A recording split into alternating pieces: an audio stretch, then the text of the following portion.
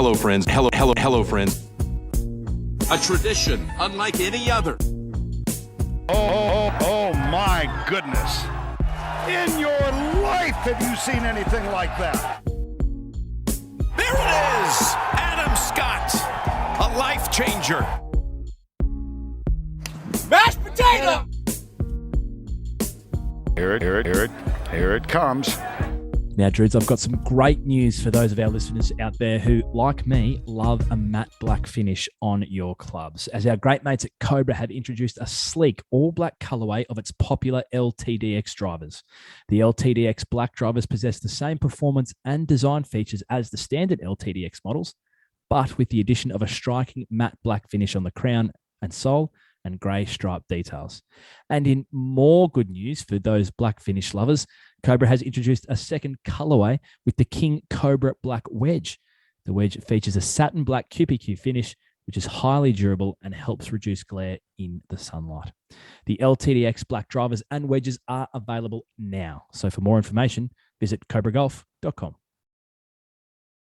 This is the 19th Tee podcast. Kieran Marsh, Nathan Drudy back with you for another week. As I welcome in Druids, I'm going to get straight into the beers. A boy, courtesy of our great friends at Gage Roads Brewing Company, and one that I would assume would be sitting quite well with you after a fun and frivolity-filled weekend for you at your Bucks party. Congratulations, my friend, for joining me here on Monday night, first and foremost. Yeah, congratulations for surviving, I think is normally the term. No, great day. The boys did an excellent job. Obviously, we missed you over here, KM, but save your trip to the west for the wedding. But no, it was a good day out in. We played a bit of golf at X Golf, our friends out there, so that was good fun, and a bit of lawn bowls and watching a bit of first grade cricket. No, it was a good day, so enjoyed it. Looked certainly to be a great day from my vantage point via Instagram and some messages that we exchanged from over here on the East Coast. A couple of inquiries into me directly. Why didn't we have a live from the Bucks party? I know we discussed a live from or some live from options across the weekend of the actual nuptials. But look, I am limited to one return trip for upcoming Drudy wedding, and I decided again, some may have questioned this decision, but I decided to put that in the actual wedding itself. So, But great to see you had a good time. I do want to make special mention of two guests in particular who attended your Bucks party. Now, the theme was very broad, as come in some form of golfing attire, so quite vague, and that can be taken in a variety of different directions. These two gentlemen in particular came as, I can only assume came as you and I. Because I think it would be too simple to say they just bought some merch, bought some caps, bought some T-shirts and turned up. They went to the extent of had the headphones, the microphones. So as they say, imitation is the highest form of flattery. And I was very flattered that they thought they would take that vague theme and turn it into, we'll just go as their two favorite podcast co-hosts. That's exactly right. No, they did very well. Yeah, they nailed it. I think it was very funny early on. Obviously, we X Golf, obviously the headphones with the wire, not really that conducive to playing golf. And it was funny at one point. I turned around to Liam, one of the boys, just ripping the wires out of the headphones. Just had a gut full of those. Not he wanted to keep the headphones on, but just wanted to remove the wires. So maybe a pair of wireless would have gone astray. But easily best dressed. I was trying to figure out which one was which, but clearly Liam's me with the wireless headphones, as opposed to you with the wire in there. Well, these are wireless. I just. Mate, the technology the tech over here. There's a bit going on. Yeah. I mean, that's all making for great TV as well for those people simply listening on the podcast, not watching via YouTube. But that's their own fault. You can, of course, tune into the 19th Tee podcast via YouTube, and would encourage you to do so, if for nothing else than the entertaining facial gestures that we give each other each and every week. Druids, that's been a very long and drawn-out introduction to tell you that we have a second winner in the space for as many weeks on the Australian Summer of Golf. Deyen Lawson, Digger, as he is affectionately known, has broken through for a maiden professional victory at the WA Open. It looked, for all intents and purposes, and I stopped short of texting you this because I thought about it probably 3 or 4 times, particularly across Saturday. I'm glad I did, because I was essentially saying we've got some Oz PGA Championship feels here from last year. It looked like he was going to run away with it, as Jed Morgan did, but certainly in some more trying conditions on Sunday there in Perth, he didn't have it all his own way. He didn't know, and they were talking about that on the broadcast as well. I think it was Kel Nagel had he's held the biggest win at a WA Open and the lowest aggregate score. So they were starting to rattle off all the stats, and then the back nine rolled around, and he even admitted post game that he started to probably take the foot off the gas a little bit, and ended up going 4 over par on the back nine, including three bogeys, 1 birdie and a double on the par 3 16th to come back in 39 and end up only winning by 2 shots over Michael Sim, who had an exceptional round of 64. But yeah, it was interesting. Obviously, it was quite wet. Deyen Lawson doesn't wear a glove as well, which is also interesting to note during the wet conditions. But yeah, it was quite enjoyable to watch, because he's a guy that I think that we've seen go over to Europe and try his luck over there, and from all reports, a hugely popular member of the tour. And when I was out there on Friday, plenty of people saying, Jesus, like, he is absolutely golfing his ball at the moment. So good to see him holding the trophy at the end. It's interesting, isn't it? You rattle off those stats, and the back nine on a Sunday usually would be fatal for a leader, but not the case when I think he started day 8 ahead. It was 7 or 8. I'm pretty sure it was 8. Mm-hmm. And of course, he's done all his work across Thursday, Friday. I mean, 62 to open on Thursday, followed by a 63. Incredible, really, the lead that he held through 36 holes. And I think when you're going in with that sort of safety net, that sort of buffer, you can afford to, I suppose, get the slippery skates on coming down the hill in the back nine. But it's fascinating, isn't it, when you're staring down the barrel of your first professional victory, just how things start to tighten up, because he seems, for all intents and purposes, to be a very relaxed character. And that showed. I think he felt very comfortable through the first couple of days.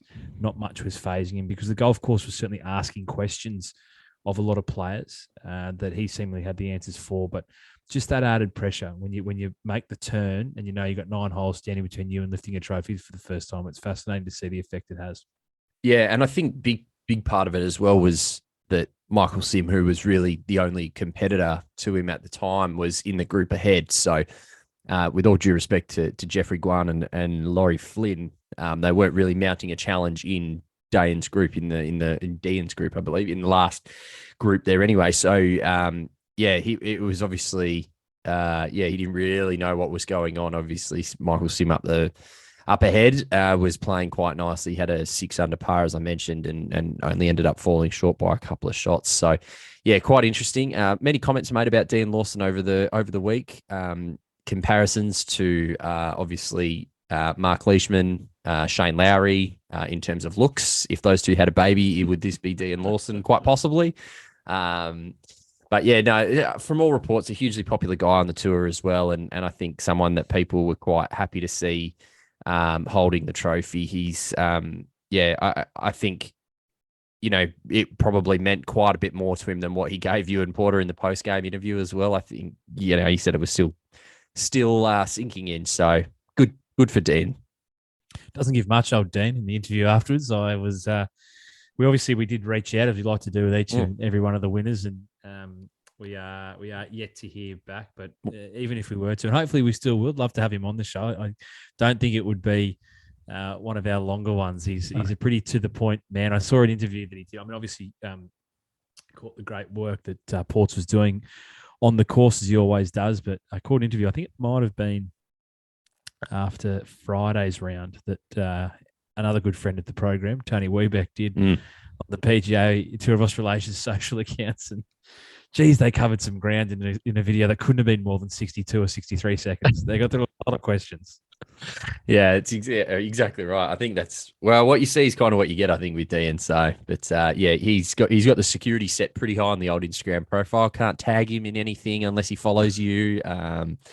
So anyway, if you're listening, Deyen, or if any of the players are listening and are with Digger, please reach out. But you mentioned you and Porter. Just as a side note, before we move away, like, what an exceptional broadcaster! Like the quality of insight that he gives you from down on down on the course is just excellent. Obviously, Nick O'Hearn and the team doing some great stuff back in Melbourne as well, but there's only so much you can do from 3,500 kilometres away. And so for Ports to really paint that picture for people who was on the ground, and obviously having been out on that course and knowing that course as well, everything that he was saying was absolutely true and helped to really put that picture together. So, yeah, shout out to Ports as well. I agree, man. I think the same can be said of Bree Lachlan the week before in Kalgoorlie. Yeah. I think the broadcast team's been exceptional. You know, Mark Allen, Nick O'Hearn and Stacey Peters in the box do a fantastic job. And I'm sure we'll probably get Ali Whitaker back for a few events, you know, in the kind of big blue ribbon events when there's a break in the European Tour. I think we're very blessed with, you know, so much homegrown talent in the broadcast box. But, yeah, Ports did an exceptional job on the ground. And I think for those of us, particularly on the East Coast, that's so important. I mean, you know, just your statement there about how accurately he reflected the reality of the WA Golf Club. It's so important to have someone on the ground telling that story, because they're seemingly, and I've not yet had the privilege to play. Might be a location for our next round in WA, maybe. I think. But just probably what I think he did well that the camera didn't necessarily do, which is not a knock on the camera. It never does this. Cameras never show depth well, or scale of inclines, declines, undulations well. It's such a tough thing to represent well in a broadcast of a golf course. And a number of holes there seems to be steep inclines or steep declines that, you know, I think Ewan did a really good job at explaining not only the terrain, but the effect in terms of taking an extra club, or, you know, a couple of false fronts there that we weren't necessarily picking up on the TV. So, yeah, I agree. Ports is very, very, very good at what he does, and I think we're lucky to have him, as we are the remainder of the broadcast team. Yeah, agreed. And the only other one I want to shout out was just the team at WA Golf Club as well. I know there'll probably be some players that we'll continue to talk about, but Damien, the GM there, who I'm very fortunate to know, and his team, Idris, who's the superintendent. I mean, they had the course in exceptional condition. I'm not sure if it was mentioned throughout the broadcast, but they didn't.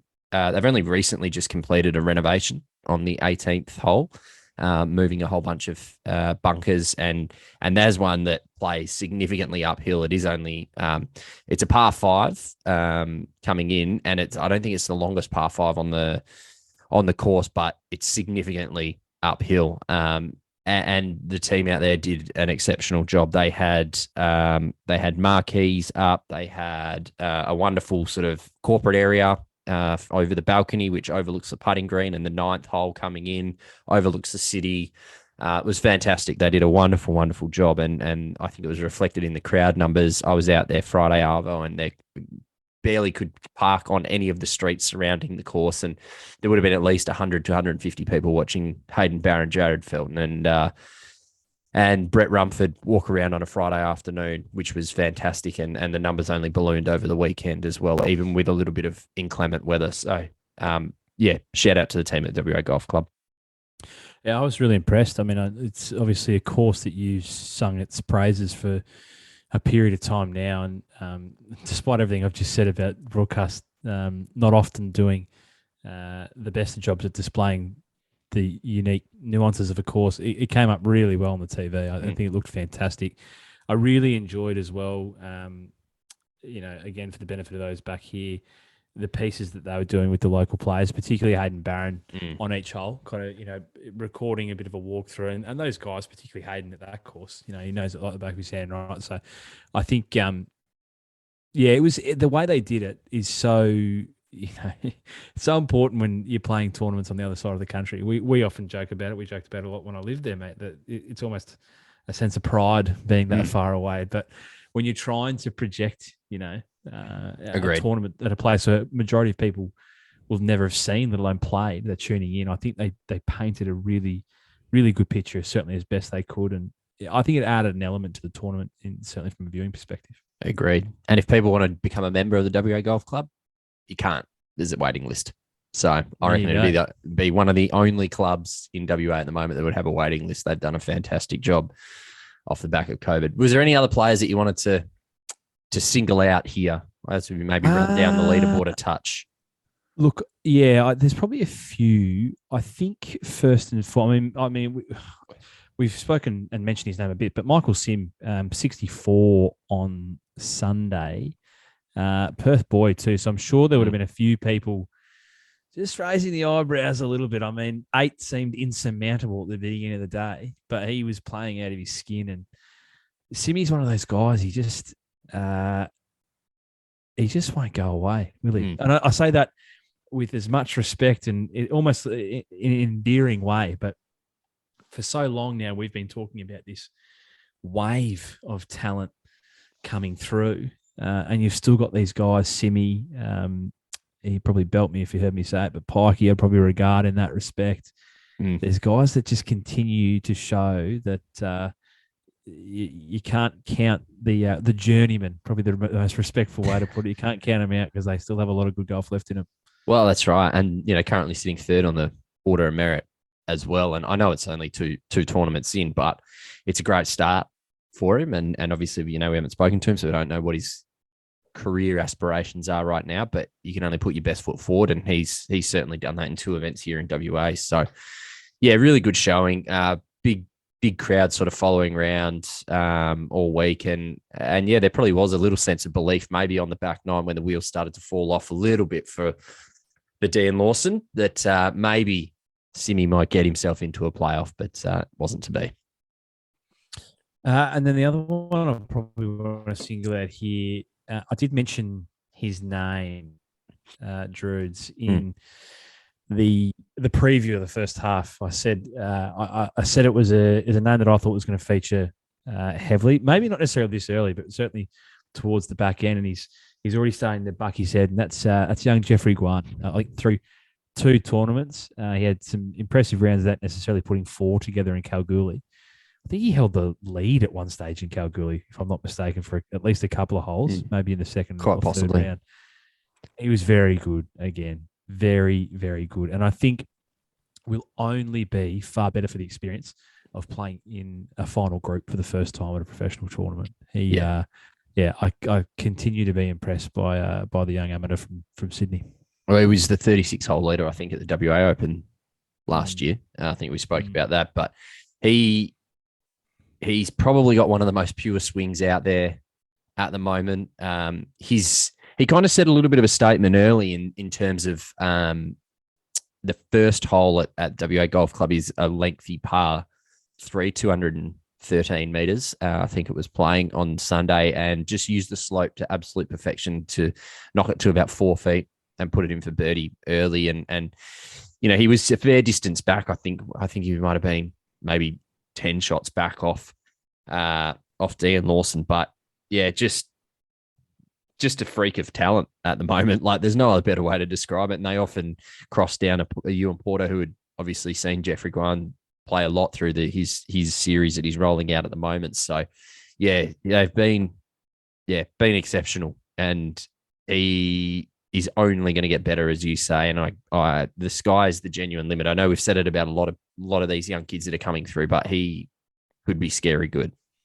The other one for me, and I've probably got a bit of a soft spot for him, to be honest. He's been certainly one of my favourite chats we've had across our time. But I also mentioned in that preview, amongst maybe a list of 8 names that I rattled off, because I took a bit of virtue with your ability to let me maybe pick 1 or 2 that turned into a seemingly first 11 of players I thought was going to do well across the summer. But it was Laurie Flynn. And I said at the time that my time spent out at the PGA last year, whilst didn't necessarily translate to scores or the leaderboard, I thought he hit as pure a ball out there last year as anyone that I saw. I also, for whatever reason, I just love a lefty because it's so unique. And Loz himself played well. I mean, you look at the 4 rounds, he's over par. He's 2 over par on the first day, and he's even par on Sunday, and he only finishes 7 shots back of the leader. So 63 and then a 62 on moving day was great from the lefty. So I'm impressed to see him playing in a final group as well. And I don't think he'll be disappointed with an even par, 70 on Sunday, but a lot of good lessons learned to finish in a tie for 5th. Yeah, a couple of probably avoidable mistakes. I think when he looked back on there, the double bogey on 7 was relatively avoidable. So he's obviously going to learn from that. From my end, obviously really good to see Dave Micheluzzi putting together some nice performances again. Finishes at 12 under in a tie for 7th. So he obviously continues to lead the order of merit, which is great to see. Early days. I also think on Mika, saves his best golf till Sunday. If you look at his round, so he comes out and hits a 65, which is his best round of the 4. You love to see that. Yeah. Like there are. I think there are certain things that you can hang your hat on early in a season if you're seeing them. We're seeing some really sustainable things out of him. I think with his chipping and his putting across the first 2 weeks, and if you're trending as well in the right direction in terms of you playing your best golf, particularly on a weekend, that's what you want to see. And there's a lot of, for mine, early season hallmarks that he's definitely heading in the right direction. So really good to see him, back amongst the numbers again. Agreed. 100% agree. The only other one, or a couple others, sorry, from my end, just a really good performance from Aaron Wilkin as well. Yes. Plays, doesn't, he's not, he was a great chat that we had on here, but probably by his own admission, he's not lighting the world on fire in terms of his golf, but to finish T7 alongside Mika and also a friend of the show in Jordan Zunic as well was really nice to see. And then Josh Armstrong as well walked sort of the back nine with him on Friday and just absolutely murders the ball. Just drove the what hole am I can't even remember now. Probably 14 maybe. I think it was 14. Drivable par 4, 311 meters to 6 feet. Missed the eagle putt, but just phenomenal. The ball striking. Had a couple of probably pretty average bogeys in there. Didn't really make too many putts, but if it goes to show his length comparative to everyone else on the everyone else who at least made the cut, he was the only player on Sunday to eagle the 18th coming uphill, and it's borders on being a genuine 3-shotter for the 18th. So he's got a lot of length, and he's absolutely. He said that he's feeling good. He's got a good season. He was a bit sore, he mentioned, but I'm sure once he gets back into his native East Coast, he's gonna fly along this year. I've got no doubt about it. Great call out. It's on the same wavelength. Wilco was going to be one other that I said. I mean, started 3 over on Thursday. So to hit 3 over par on Thursday and finish in the top 10 is a great effort. And again, he was excellent over the weekend. And I was a little bit scared almost of the manner in which Armstrong was bullying his ball at times across the weekend. So look, I think all things being said, an awesome opening 2 weekends to the season. So got a little bit of time now. Obviously, the players will make their way back over the East Coast, but really good showing from the 2 WA tournaments, particularly this weekend, just gone the W Open. And I think a lot of guys will be happy that they made the trip and bring a bit of momentum back. So great start. Druids, we'll update people. We've referenced the order of merit a few times, but just for the listeners' benefit, I know we've probably said it in passing a few times that there has been a change to the format of the order of merit this year. But I feel as though we've probably only gone into great detail once the news was actually announced. So we give them a little bit of a refresher in the sense that previously it's only been done by prize money, which has meant you take an example like last year where our good friend Jed Morgan wins the PGA and everyone else struggles to catch him. It's still the basis of its prize money, but it's now probably more relevant to the tournaments. It does reward volume, but it also is more relevant in terms of rewarding the highest tournament. So just a little refresher, Dreads, if we can, on the format of the order of merit, and we'll go through for a bit of a rundown of the list. Yeah, well, obviously more equitable as well, being the total thing. So there's four bands essentially of how that they've been categorized. So obviously band 4 being the top band, they're events that have $1 million in prize money minimum. And they'll distribute 4,000 points. Band 3 must be worth at least 750,000. They'll assign 3,000 points. Band 2, worth at least 400,000, and they'll have 2,000 points in band one events are worth at least 150K, and we'll have a bank of 100,000 points to hand out. So obviously the first 2 weeks we've been in those band one. So in practice, essentially the winner of a band 4 event receives 760 points. Band 3 is worth 570. Band 2, 380, and band 1, 190. So that's the breakdown. If you've got the I don't know, do you want to run through the schedule or? Yeah, no, I think what we'll pick out a do. couple? Yeah, well, I think maybe what we'll do is we'll probably start to look, at least in the early parts of the season, maybe at the top 10. And then as we kind of progress, we might look at some significant movers and shakers, as I'm sure that we'll get through probably the 2 big tournaments, which you'll see some jumps up and out of that top 10 respectively, I would have thought. So the top 10 through 2 tournaments, unsurprisingly, with a win and another impressive finish in the WA Open, as we flagged. David Micheluzzi leads 222.85 points. He's 20 points ahead of Deyen Lawson, who's jumped up with that victory at WA Golf Club. Michael Sim, as you said, rounds out the top 3, a fairly significant way back, best part of 80 points. Ben Ferguson in 4th, Christopher Wood in 5th, Andrew Martin in 6th, Jared Felton in 7th, Laurie Flynn in 8th, Denzel Eremiah in 9th, and James Marcazzani rounds out the top 10 of the order of merit as it stands. And to give you, an idea of scale, as I said, David Micheluzzi leads 222.85. Marcazzani rounds out the top 10 at 49.42 points. So definitely more equitable, but still an opportunity to put a bit of space between yourself and the remainder of the field with some consistent, be it wins or top 5 performances, Dreads. Yeah, definitely. And most of those tournaments, just having a quick look back, will fall into that band 1 category of being between 150 and 400.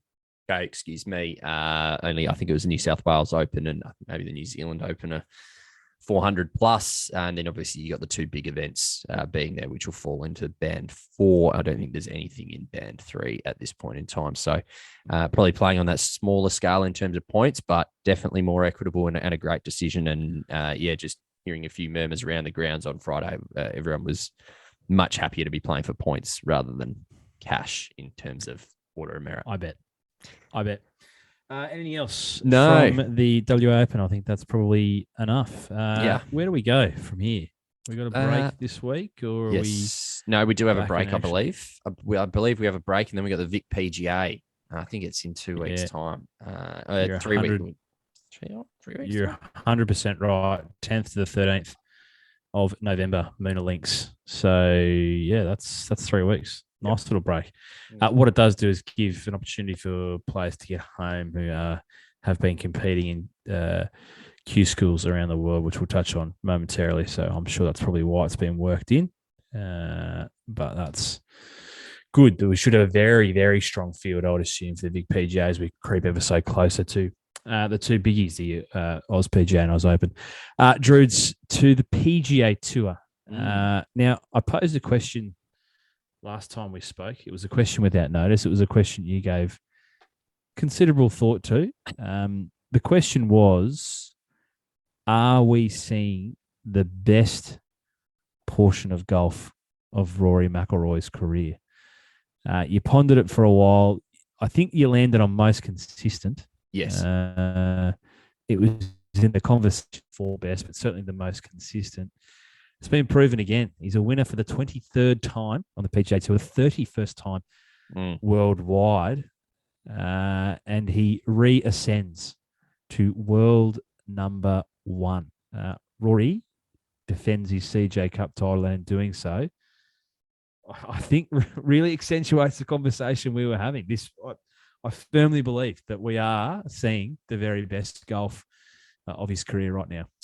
Well, you're probably right. You're definitely more right than you were last time when you asked the question.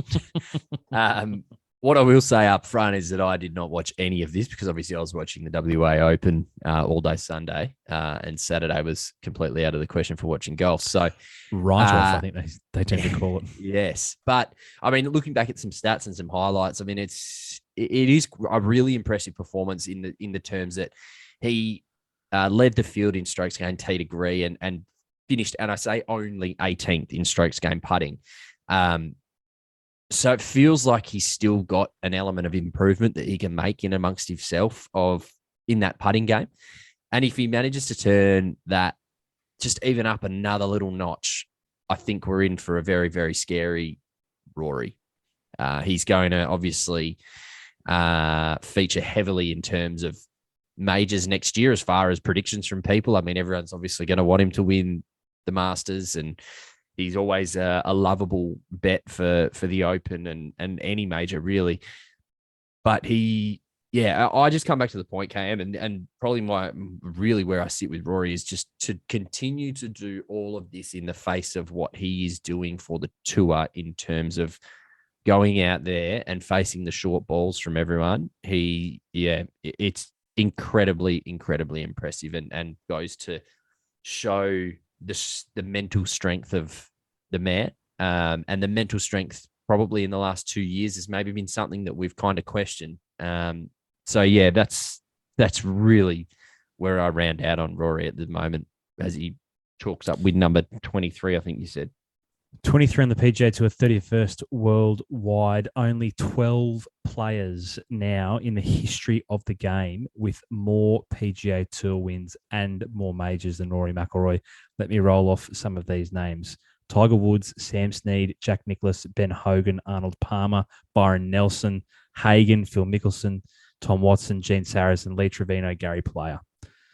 That's the full list of people we are talking about more successful in the history of golf than Rory McIlroy. Rarefied air, Druids. I think you hit the nail on the head in terms of not only getting himself back to this point, but getting himself back to this point in spite of everything else going on in his life, not least of which becoming a father for the first time, but everything that he's taken on, the full burden that he's carrying on behalf, seemingly, of the game. I spoke about that a lot last time we had this conversation, in the sense that, yes, there's two primary players in the background, but there's only one consistently playing week in, week out on the tour, and therefore facing questions week in, week out on the tour.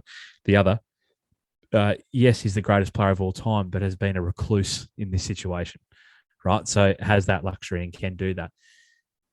It clearly meant a lot to him. I don't know if you saw the interview on the 18th green after the victory, but choking back tears, talking about the fact that he's never enjoyed playing the game as much as he's enjoying it right now, that he has rediscovered his love for the game, and that the thing he's enjoying most about it, because he was pressed on those statements, is the journey of continuing to find the best in himself. And I thought it was quite prophetic that he said, "I'll never figure this game out. Nobody will, but I'm really enjoying trying." And there was something there.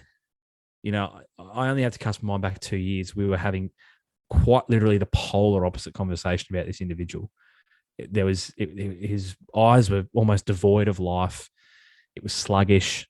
There was no love. At the time, I felt like we were saying he needs a break. He just needs to walk away for a period of time. And to think that he's gone on that trajectory in that time since, it's quite remarkable. He is, he's a generational talent. And I don't think there's any other way to look at it. And whether or not this lasts for 3 weeks back at world number one, or whether it lasts for the next 2 years, I think it's very, very special what we've seen from that individual to claw his way back to that position. Yeah, agreed. I think you've absolutely nailed it there. There's no, I don't think there's too much more to add. I mean, every time we record, I feel like that we add something to the Rory story, right? Like we always continually pump his tires up, and then we sometimes, deflate his tires around a major when he's not holding the trophy. But it's just another, another feather in the cap of what's been an exceptional 2022. We look back at the major record that he had this year. Obviously, as you said, defending his title, everything that's gone on off the field as well. Like it's been an incredibly, incredibly impressive 2022 for Rory McIlroy. It's interesting, right? I don't know. There was a little video that went, I won't say went viral. That's an overused word, but it hit my algorithm. That's for certain, Drews, before the tournament.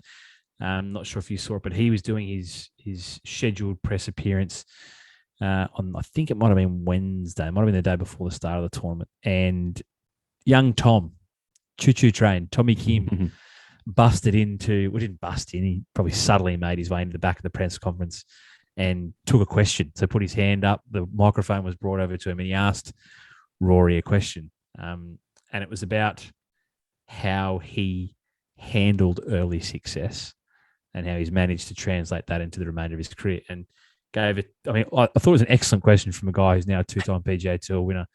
By the age of 20, who ironically was also scheduled to play with Rory through the first 2 days. So I don't know if he's just trying to preempt maybe a conversation over the next 36 holes, but Rory handled it beautifully. He said, first and foremost, I don't think I've been as successful as early as you have been.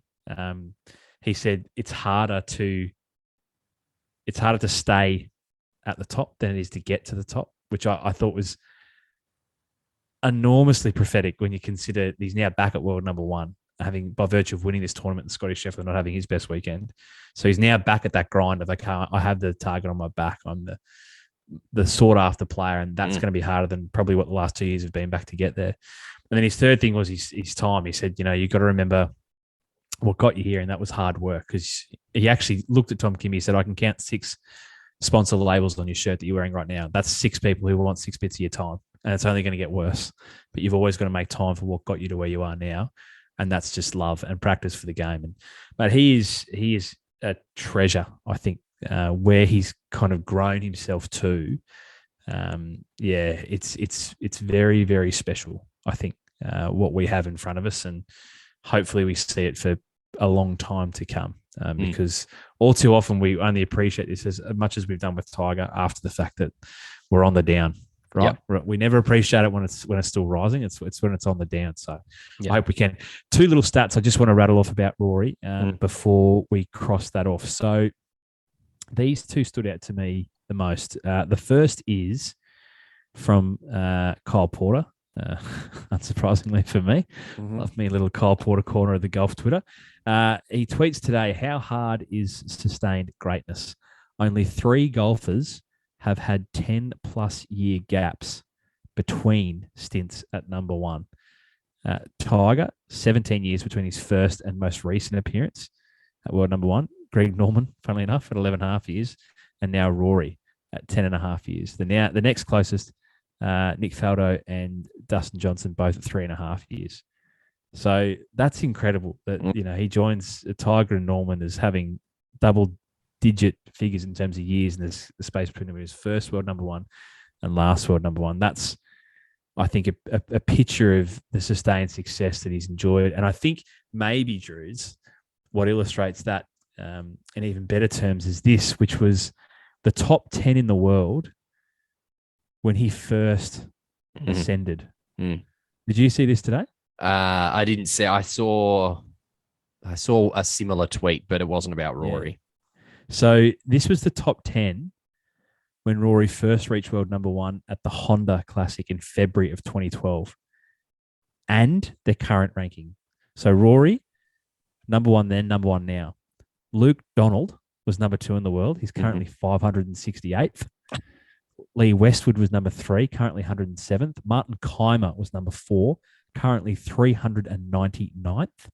Steve Stricker was 5th in the world, currently 964th. Webb Simpson was 6th in the world, currently 98th. Jason Day was 7th in the world, currently 146th. DJ was 8th in the world, currently 26th. Charles Schwartzel was 9th in the world, currently 141st.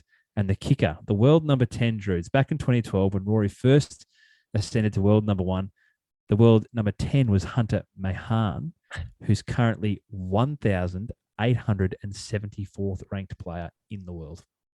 Impressive.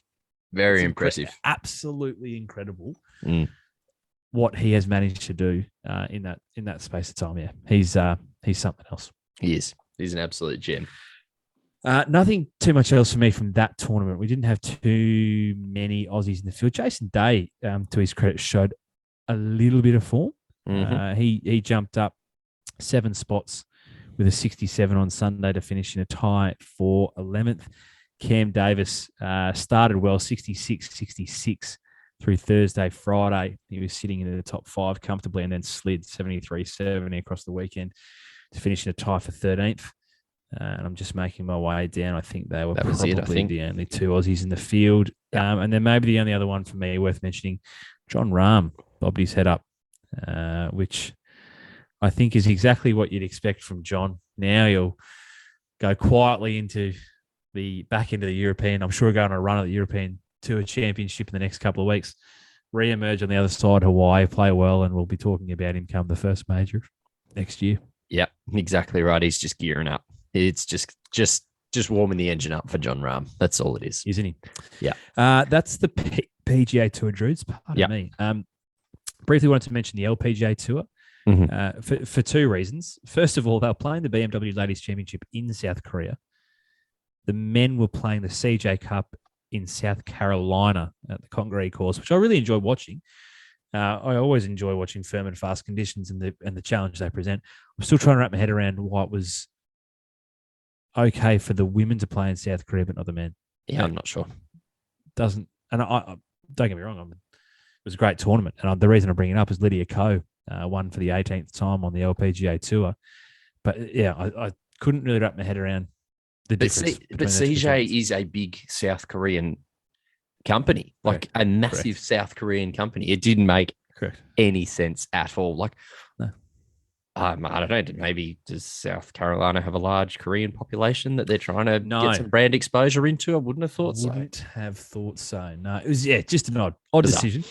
But the ladies were in South Korea. As I said, Lydia Ko, a winner for the 18th time, convincing really in the Andrets.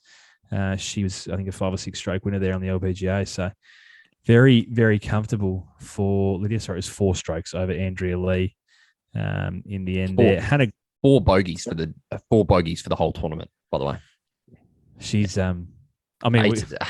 65 of 72 green in regs. What a freak!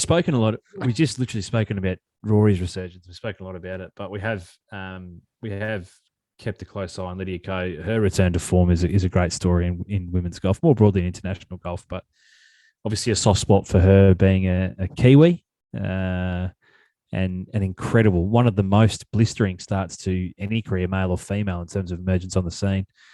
Had a very lean period, as we know, very Spieth-esque in terms of lean period, but she's come back far better than Jordan ever did or has. So, yeah, it's a credit to Lydia Ko. She's great for Australasian golf and a winner for the 18th time on the LPGA. Hannah Green, the highest finishing Australian, in a tie for 10th at 10 under in the BMW Ladies Championship. Steph Kyriakou, 7 under in a tie for 19th. Steph doing some relatively good things as she's flying away around the world. She was playing well in the Aramco Team Series last week as well. Sue O in a tie for 40th at 3 under. Minjee Lee, 1 under, in a tie for 51st. And that is the Australians that were in the field, a no-cut event there at the BMW Ladies Championship. We might have to do some digging on this, and we probably should have done it before we hit the record button. But Jin Young Ko withdrew after shooting an 80 in the opening round and then a 79 in the second round, including in the first round a 10 on the par 5 18th. So I don't know what happened. But maybe we'll find out and we'll update people next week. Not what we have come to expect from Jin Young Ko. Not at all, to be fair. I'll Google it quickly, see if anything comes up. Still walks away with $3,721 worth of prize money after 2 rounds and a withdrawal. That's fascinating. Yeah, not sure about that. Blah, blah, blah, blah, blah. It doesn't. Very, very interesting. Far from usual play, open with 1 under 35, signed for an 80, which is 2 strokes higher than any score she'd previously recorded on the LPGA Tour. Fascinating. Doesn't really say why she withdrew. Okay. Maybe just had a gutful. I've just by virtue of seeing that from Jin Young Ko and then taking a look at her prize money, I've just spent a little bit of time down at the bottom end of the leaderboard here for the BMW Ladies Championship. Some names we wouldn't necessarily, Dreads, expect to see. Paddy Tavatanikit has finished 11 over through 4 rounds in outright 73rd. Soyeon Roo, 4 over, tie for 66th. Lee 6 from South Korea, 6 over, outright 70th. Very interesting. Interesting. Not necessarily names that we would think At the other end. Other end, Yeah. exactly right. Yeah. Were for a strong period of time, particularly in the what was it, the South Korean summer. You remember that it wasn't all that long ago. Probably to be fair, I always get my time. This is probably 2 years ago now. But you remember that period of time where it was like the South Korean women were like 4 of the top 6. We were saying that it was going to be hard, like literally the hardest international sporting team in the world to get on was the South Korean women's Olympic golf team. Yes. Yeah, it was leading into the Olympics. Yeah. Which was, I don't know, what, couple of years ago now. Lovely. It's all measured into one, my friend. On the DP World Tour, the Mallorca Golf Open was the third and final event through the Spanish swing. Yannick Paul won that, the German. He won that by a stroke over his fellow German, whose name I'm not going to try and pronounce, Nikolai von Dellinghausen. Schausen. Christ. Could you get any more German? Whoopsies. Yannick Paul was on 59 watch on Saturday. He ended up hitting a 62, but he was 9 under through 11, I believe, and then the wheels fell off a little bit there. Ryan Fox, the highest finishing Australasian, as we like to say, Drews. He was in the final group, I believe. I believe he was in the final group, but didn't play that well on Sunday. 2 strokes, not that well. He's hit 74, so not well at all. He's hit 74 on Sunday and only finished 2 strokes back off the win. So, Scotty Hend, goodness me, he's spent a little less time on the old Twitter, a little more time on the course. He's finishing in a tie for 11th there, the highest finishing Australian. Just scrolling down the leaderboard, wasn't an overly well attended tournament. Mav Ancliffe, the only other Aussie to make the cut at 1 over. Scriv's not having a great season, is he? He's missed the cut again there in Europe. Unusual for him. You can generally bank on him playing a weekend. Not the case of late, it seems. And those are the only Australians or Australasians, as we like to say, Druids, in the field at the DP World. That's probably about it. I think so. Is there anything else we said we were going to cover? Sorry, there was. Corn Ferry Tour. Oh, yes. Q School, second round. Look, tough end for a number of Australians, not least of which our mate was. Goodness, we had some entertaining exchanges and messages with the Wizard after I believe it was his third round. Goodness me, it was a 77, I think. Got a little bit of insight into the mindset of the player coming off after a 77. And there was some choice language, I'll put it that way. But I just love that, like, where the punching bag. Yeah, where the outlet. Like, I really, really appreciate it because obviously, you know, we won't repeat any of it on the show, but gee whiz, it was very, very entertaining. And I must admit, when I woke up, I believe it was Saturday morning after obviously you'd had sort of 3 hours ahead of me, or 2 hours in terms of time zones. Woke up to quite a few messages between you and Woz, which was entertaining to go back and read through. So hopefully we see him back here soon. I'm not sure what his plan is. He might be still Monday queuing, but we'll see. Look, it was an exchange of thoughts that he certainly needed at the time. I think he was searching for a 58 or 59 on a Sunday to maybe put himself in the conversation of scraping in. So that gives people an indication of where his head was at. But look, if nothing else, it'll mean we'll see him, I believe, back here for the Vic PGA. So looking forward to. We'll have our annual catch up with the Wizard when he's back on home soil and the time zone is a bit more manageable. I'm actually just looking here. So Ryan Ruffles was playing, and he did not qualify out of his event. Which one's this? This is one in Georgia, I believe. But I'm looking here. I'm seeing a Curtis Luck. But Windermere, Florida, is where he's listed as being from. Yeah, I think they would do that. Even if you look at Wazza, they might still say Scottsdale. Not sure. Bit funny. Well, I suppose Ruffles is Windermere, Florida, so that must be the one and the same. Curtis Luck, he definitely has. He finished at 19 under, so he is through to the final round. But yeah, Beautiful. a number of Aussies weren't as lucky. That was in Plantation, Florida. Yeah. That tournament. There's a number of Aussies that missed. Wizza missed. Nathan Barbieri missed. Gailey missed, which is great news for me and my bet of him, Order of Merit, so we can get him home and start playing some tournaments. Thanks, Gailey. But obviously not great for him. I would love to see him obviously get through and maybe get his card. So double-edged sword. But look, to those boys that they've given it a red hot crack. Austin Batista, Johnny Lyris. It's great to see. To be able to see a full list of Aussies kind of having a crack at getting themselves through to that final round, which is not going to be the case. So best of luck to Curtis Luck, who seems to be the one flying the flag for us. But what I would say is expect an influx. I mean, yeah, we kind of said it before I'd even looked at all those names who've been playing overseas, because there's been a number also European tour Q school. Oh, no, Elvis Smiley's been over there. That Vic PGA treats, goodness me. It'll be a red hot field. Yeah. Red hot field. It will be. Which is strength excellent. of field will be up.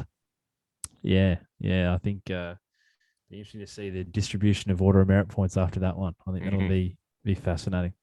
Well, my friend, that'll probably do us. We have actually managed to keep this one within an hour, which is good. Of not stringing it out any further, because that's a rare achievement for the boys.